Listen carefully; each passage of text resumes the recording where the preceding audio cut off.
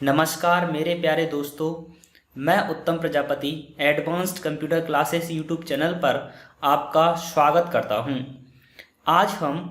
आज की क्लास में हम स्लाइड्स का कुछ कॉलमों में स्प्लिट करना कि स्लाइड को कितने कॉलम्स में स्प्लिट किया जा सकता है और स्लाइड के कुछ मार्जिन कि स्लाइड के कितने मार्जिन होते हैं, कितने होते हैं, फिर कौन सा मार्जिन की वैल्यू क्या होती है। ये सारी चीज़ें आज की वीडियो में जो अपना टेक्स्ट है उसकी डायरेक्शन कि टेक्स्ट हॉरिजॉन्टल टाइप होता है कि वर्टिकल टाइप होता है, या फिर हॉरिजॉन्टल की क्या पोजीशन होती है, वर्टिकल की क्या पोजीशन होती है। तो एक स्लाइड के अंदर टेक्स्ट की पोजीशन, स्लाइड का मार्जिन, ये सारी चीज़ें इस वीडियो में पढ़ने वाले हैं। वीडियो लास्ट तक देखिएगा तभी आपको सभी चीज़ें क्लियर होंगी।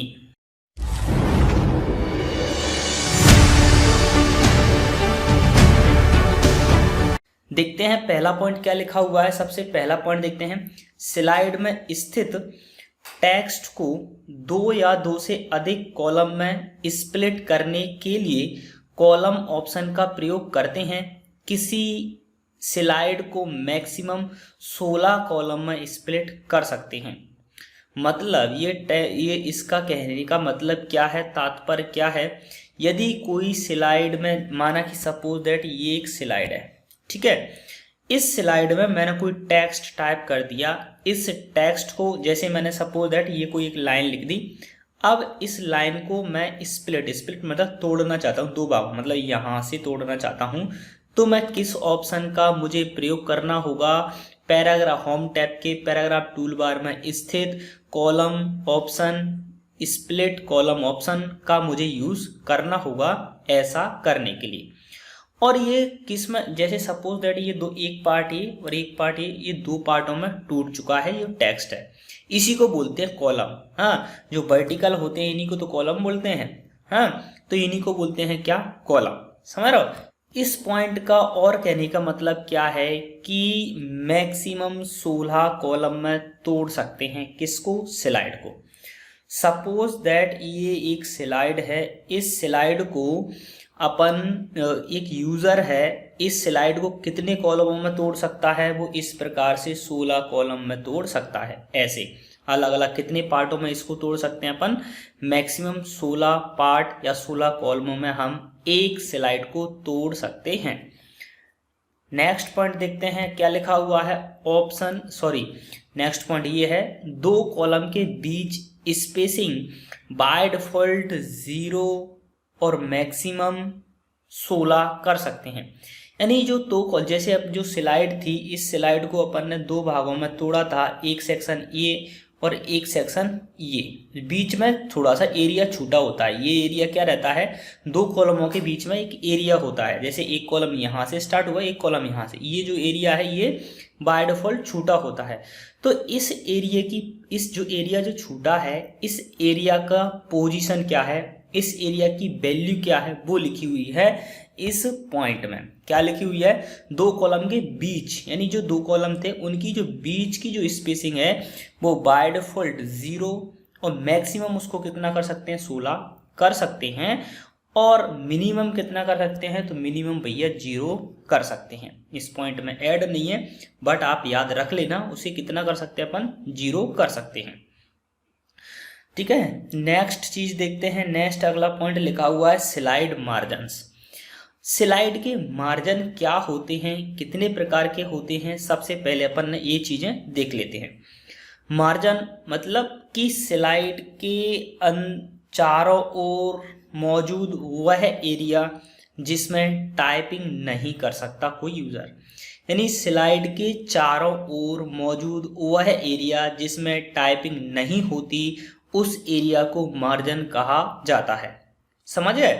जो कितने प्रकार का होता है? 4 प्रकार का, यानी टॉप, बॉटम, लेफ्ट और राइट। यानी टॉप, बॉटम, लेफ्ट, राइट 4 प्रकार के मार्जिन होते हैं। और इन मार्जिन की फिर बाय डिफॉल्ट वैल्यू क्या होती है? जैसे सपोज दैट मैंने कोई प्रेजेंटेशन स्टार्ट किया, उस प्रेजेंटेशन में जो स्लाइड है उसके चारों ओर का जो एरिया, मैंने उसमें कोई चेंजेस नहीं किए, हाँ, सपोज दैट मैंने कोई चेंजेस नहीं किए, लेकिन वो बाय डिफॉल्ट मतलब पहले से ही क्या चेंजेस होते हैं, कितनी वैल्यू होती है, तो वो लिखी हुई है ये पॉइंटों में। ये देखो, यानी लेफ्ट कितना होता है 0.1, राइट कितना होता है 0.1, और टॉप कितना होता है 0.05, और बॉटम कितना होता है 0.05।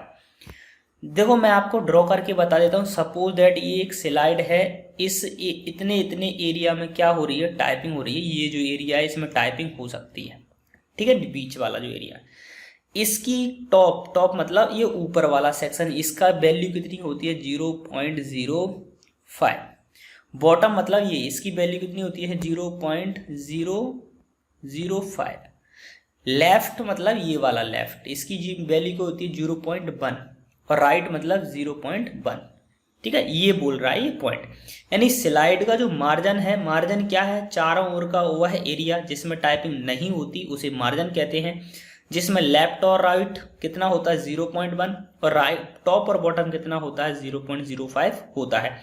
और आप एक बात और याद रखना, जी मार्जिन हमेशा इक्वल होते हैं, यानी लेफ्ट और राइट हमेशा एक जैसा होगा, टॉप और बॉटम हमेशा एक जैसा होगा। नेक्स्ट पॉइंट देखते हैं, एक नोट लिखा हुआ है। नोट क्या लिखा हुआ है, सभी का मैक्सिमम 24 एंड मिनिमम कितना हो सकता है 0।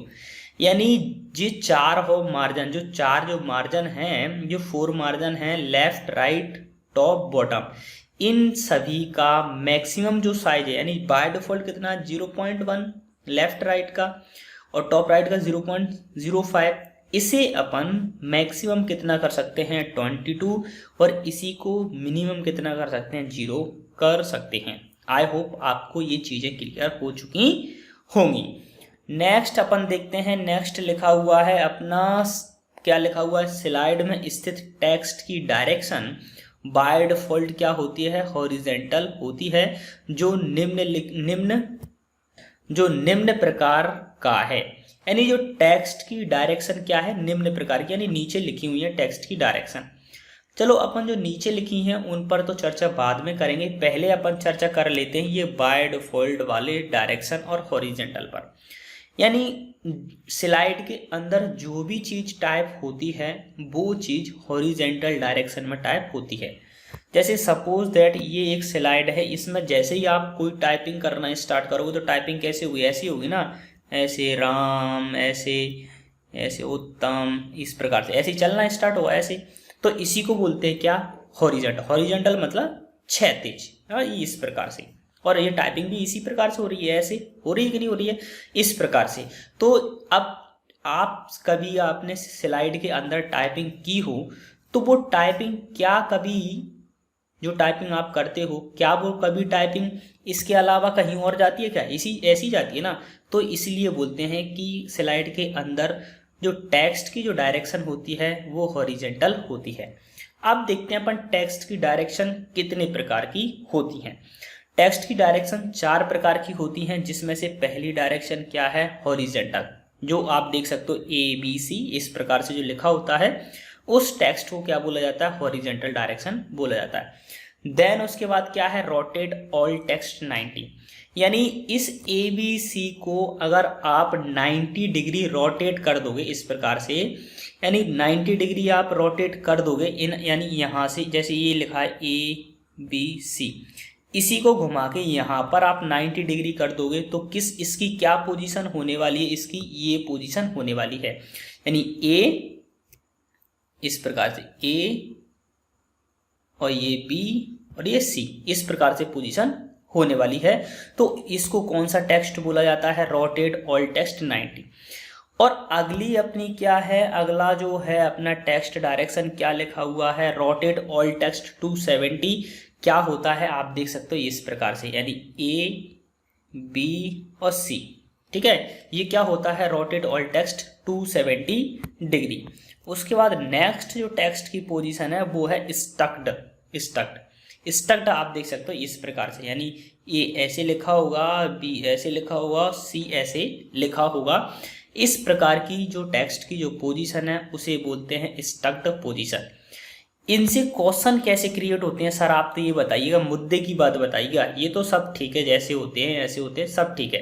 क्वेश्चन कैसे क्रिएट होते हैं, क्यों भैया हमें एक गवर्नमेंट जॉब चाहिए और गवर्नमेंट जॉब के लिए हमको एक एग्जाम देना पड़ेगा और एग्जाम क्रैक करने के लिए हमें क्वेश्चन सॉल्व करना आना चाहिए और क्वेश्चन सॉल्व करना जब आएंगे जब हम क्वेश्चन क्रिएट करना सीख जाएंगे। समझ रहे हो? तो ये सिंपल सा फंडा है। तो क्वेश्चन कैसे आएंगे, यहाँ से क्वेश्चन ऐसे आ सकते हैं कि पावर पॉइंट के अंदर स्लाइड की बाय डिफॉल्ट टेक्स्ट डायरेक्शन क्या होती है, तो आप आंसर दीजिएगा हॉरिजॉन्टल होती है, ठीक है। या फिर वो आपको एक क्वेश्चन दे देंगे कि यदि किसी टेक्स्ट को, यदि ABC या कोई भी टेक्स्ट हो सकता है, ABC को रोटेट ऑल टेक्स्ट 90 डिग्री से रोटेट कर दिया जाए, यानी जो सभी टेक्स्ट जो है ABC है इसे 90 डिग्री रोटेट कर दिया जाए तो इसकी क्या पोजीशन होगी, तो उसमें से 4 वो आंसर दे देंगे और एक ऑप्शन में क्या होगा, इस प्रकार की वैल्यू होगी, तो आपको इस पर टिक करना होगा। इसी प्रकार क्वेश्चन बन जाएगा। इससे 270 अगर उसको रोटेट कर दिया जाए तो कैसा लिखा होगा, तो आपको आंसर इस प्रकार के ऑप्शन पर टिक करना होगा। ये आपको याद रखनी होगी कि 270 पर इस प्रकार से होता है, 90 पर इस प्रकार से होता है। यदि उसने पूछा क्या स्टक्ड पोजीशन क्या होती है, तो आपको आंसर इस प्रकार का जो लिखा होगा उस पर टिक करना होगा, ठीक है। इस प्रकार से क्वेश्चंस क्रिएट हो जाएंगे अपने, होते हैं किसमें, CPCT में इस प्रकार के क्वेश्चंस क्रिएट होते हैं। नेक्स्ट पॉइंट पर चलते हैं। क्या लिखा हुआ है, कंप्यूटर हार्ड डिस्क या एक्सटर्नल स्टोरेज डिवाइस से पिक्चर स्लाइड में ऐड करने के लिए पिक्चर ऑप्शन का यूज करते हैं। यदि आप किसी कंप्यूटर हार्ड डिस्क या फिर एक्सटर्नल डिवाइस मतलब अपने मोबाइल से, पेन ड्राइव से, SD कार्ड से, किसी से भी आप अगर स्लाइड के अंदर पिक्चर लाना चाहते हो तो आपको कौन सा ऑप्शन, पिक्चर ऑप्शन पर क्लिक करना होगा। इसी पर क्लिक करके आप पिक्चर को ला सकते हैं एक स्लाइड के अंदर। नेक्स्ट पॉइंट देखते हैं। नेक्स्ट पॉइंट लिखा हुआ है इमेज टूलबार में picture, online picture, screenshot, photo album option का प्रयोग होता है। यानी इमेज टूलबार जो होता है उसमें कौन कौन से ऑप्शंस मौजूद होते हैं, एक तो पिक्चर, ऑनलाइन पिक्चर, स्क्रीनशॉट और फोटो एल्बम, यानी ये सारे ऑप्शन मौजूद होते हैं इमेज टूलबार के अंदर। नेक्स्ट पॉइंट देखते हैं। नेक्स्ट पॉइंट लिखा हुआ है इंसर्ट मेन्यू के इलुस्ट्रेशन टूलबार में shape, smart art, chart options मौजूद होते हैं। यानी भैया इससे इतनी बार क्वेश्चन क्रिएट हुआ है, इसे मैं जितने स्टार दूं इम्पोर्टेंट के उतने कम है। ऐसे क्वेश्चन क्रिएट हो जाता है यहाँ से कि इलस्ट्रेशन टूलबार में क्या मौजूद होता है या फिर इलस्ट्रेशन टूलबार में क्या मौजूद नहीं होता। तो क्या क्या मौजूद होता है, सेफ, स्मार्ट आर्ट और चार्ट, ये सारी चीज़ें मौजूद होती हैं किसमें, इलस्ट्रेशन टूलबार के अंदर। नेक्स्ट पॉइंट देखते हैं क्या लिखा हुआ है स्लाइड में read mode, shapes, circle, video ETC insert करने के लिए शेप बटन का प्रयोग करते हैं। यानी ये जो लिखा है ना ये 57 ये गलत है, इसको मत देखना। अगर आपको किसी स्लाइड के अंदर read mode, shape, circle, video इस प्रकार की चीज़ें आपको लानी हैं तो आपको शेप बटन का यूज़ करना होगा। शेप मतलब SHAP आकार, शेप मतलब आकार वाला शेप। नेक्स्ट पॉइंट देखते हैं एक्टिव बटन का प्रयोग कर यूजर स्लाइड को लिंक तथा प्ले विद साउंड ETC कार्य कर सकते हैं।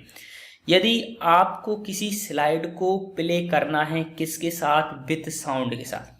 जैसे अपन कोई प्रेजेंटेशन क्रिएट करते हैं तो उसको प्ले करते हैं ना, अपन प्ले करके दिखाते हैं, चलने लगता है प्रेजेंटेशन एक के बाद एक, एक के बाद एक, उसे साउंड के साथ आपको प्ले करना है तो आपको किस ऑप्शन का यूज करना होगा, एक्टिव बटन का यूज करना होगा।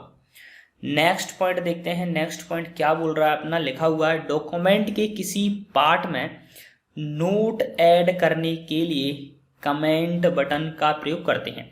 यदि आप, सॉरी डॉक्यूमेंट नहीं हुआ यहाँ पर, हुआ प्रेजेंटेशन के किसी पार्ट में यदि आप कोई प्रेजेंटेशन क्रिएट कर रहे हैं और उसके किसी भी पार्ट में आपको कोई एक नोट ऐड करना है तो आपको कमेंट बटन पर क्लिक करना होगा, देन क्या हो जाएगा, अपना नोट ऐड हो जाएगा।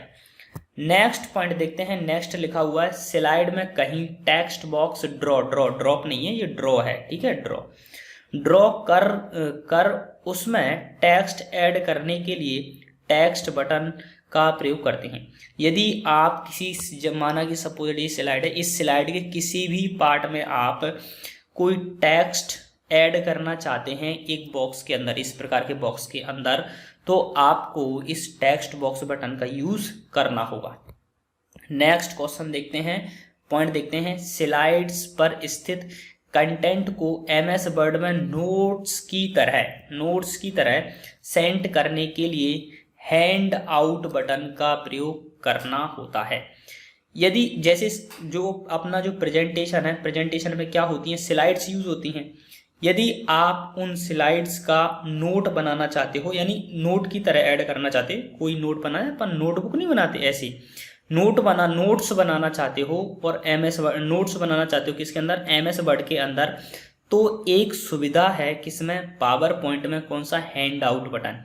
जैसे ही आप हैंड आउट बटन पर क्लिक करोगे तो पावर पॉइंट का जितना भी जो प्रेजेंटेशन है, उस प्रेजेंटेशन में जितनी भी स्लाइड हैं, उनका एक नोट्स तैयार हो जाएगा किसके अंदर, एमएस वर्ड के अंदर। आई होप समझ में आ गया होगा आपको कौन सा handout button. Next point देखते हैं, नेक्स्ट पॉइंट क्या है। देखो, स्लाइड पर user date and time slide number और फुटर डाल सकता है। यानी अगर कोई यूजर स्लाइड पर कुछ चीज इंसर्ट कर, यानी यूजर स्लाइड पर क्या कर सकता है, या तो डेट एंड टाइम इंसर्ट कर सकता है, स्लाइड का नंबर डाल सकता है और फुटर डाल सकता है। फुटर मतलब ऊपर जो फुटर रहता है, जैसे अपन ऊपर कोई चीज लिख देते हैं रिपीट, जो प्रत्येक किसी स्लाइड के टॉप में ऐसा टेक्स्ट जो प्रत्येक स्लाइड पर रिपीट हो रहा हो, उस प्रकार के टेक्स्ट को फुटर कहते हैं। देखो ऊपर वाला जो पॉइंट है उसमें लिखा भी है, क्या लिखा हुआ है, सभी स्लाइड्स के बॉटम में एक ही कंटेंट को रिपीट किया जाता है, उसे फुटर कहा जाता है। सॉरी, मैं अभी ऊपर बोल गया था, ये नीचे आ बॉटम वाला सेक्शन है, यानी बॉटम में आपको कोई टेक्स्ट रिपीट करना है तो उसको फुटर कहते हैं। और उस स्लाइड के ऊपर कौन कौन सी चीजें ऐड हो सकती हैं, date and time, slide number और फुटर ऐड हो सकता है। नेक्स्ट पॉइंट देखते हैं, नेक्स्ट पॉइंट क्या लिखा है, नोट्स एंड हैंडआउट पर यूजर, जो नोट्स और जो हैंडआउट है उस पर क्या क्या अपन डाल सकता है एक यूजर, डेट एंड टाइम डाल सकता है, पेज नंबर डाल सकता है और हेडर और फुटर, ये सारी चीजें वो राइट डाउन कर सकता है किस पर, नोट और हैंडआउट पर। देखो, यदि क्वेश्चन पूछा कि स्लाइड पर क्या यूजर ऐड कर सकता है, तो date and time, slide number और फुटर। और यदि उसने पूछा नोट्स एंड हैंडआउट पर कौन कौन सी चीजें इंसर्ट कर सकता है यूजर, तो date and time, page number, header और फुटर। आप याद रखना ये बात। देखो, इसमें पेज नंबर क्यों आ गया, आपको ये क्वेश्चन उठना चाहिए, स्लाइड नंबर होना चाहिए, क्यों, पढ़ किस में रहा अपन, पावर पॉइंट में पेज तो होता नहीं है, स्लाइड होती है। आपको मैं बता दें, जिसके भी मन में ये क्वेश्चन उठ रहा है उसको मैं क्लियर कर देता हूँ क्या चीज है ये। हैंडआउट का मतलब क्या होता है, हैंडआउट का मतलब होता है प्रेजेंटेशन का एक नोट्स तैयार करना, किसमें, पावर पॉइंट के अंदर, सॉरी किसके अंदर, एमएस वर्ड के अंदर एक नोट्स तैयार करना। और एमएस वर्ड के अंदर पेज होता है या फिर स्लाइड होती है, तो एमएस वर्ड के अंदर सर पेज होता है, इसलिए यहाँ पर लिखा है क्या, पेज नंबर, ठीक है, क्योंकि हैंडआउट क्या है, एमएस वर्ड है। जिस अभी मैंने एक पॉइंट बताया था, अगर आपको स्लाइड के अंदर जो टेक्स्ट मौजूद है उस टेक्स्ट का आपको एक नोट्स तैयार करना है, तो आपको हैंडआउट का यूज करना होगा उस एमएस वर्ड के अंदर। आई होप क्लियर हो चुका होगा। नेक्स्ट पॉइंट देखते हैं, नेक्स्ट पॉइंट क्या लिखा हुआ है। इस वाले ऑप्शन को अपन अगली वीडियो में कवर करेंगे, कल अपन इसके बारे में वीडियो, यानी इसके जो सारे नीचे वाले जो ऑप्शंस रह गए हैं, इन ऑप्शंस को हम अगली वीडियो में कवर कर लेंगे। आई होप गाइस आपको इस वीडियो के जो भी मैंने पॉइंट्स पढ़ाए हैं वो सारे के सारे क्लियर हो चुके होंगे। यदि आपको इन पॉइंट्स से कुछ सीखने को मिलता है तो जाइएगा अपने व्हाट्सएप और फेसबुक पर और शेयर कर दीजिएगा अपने दोस्तों के साथ, ताकि उन्हें भी इन पॉइंट्स से कुछ सीखने को मिले। अगर आपको ये वीडियो अच्छा लगा है तो वीडियो को लाइक कर देना, और अगर आप चैनल पर नए हैं तो चैनल को सब्सक्राइब कर लीजिए, क्योंकि इसी प्रकार की कंप्यूटर की वीडियोस मैं इस चैनल पर लाता रहता हूं। और सब्सक्राइब करने के बाद में उस बेल आइकन को भी प्रेस कर देना, उससे आपको लेटेस्ट वीडियो का नोटिफिकेशन प्राप्त हो जाएगा। मिलते हैं आपसे इसी प्रकार की नेक्स्ट वीडियो में पावर पॉइंट के अगले पार्ट में, और ये इंसर्ट टैब के साथ इंसर्ट मेन्यू को पढ़ेंगे अगली वीडियो में। तब तक के लिए नमस्कार।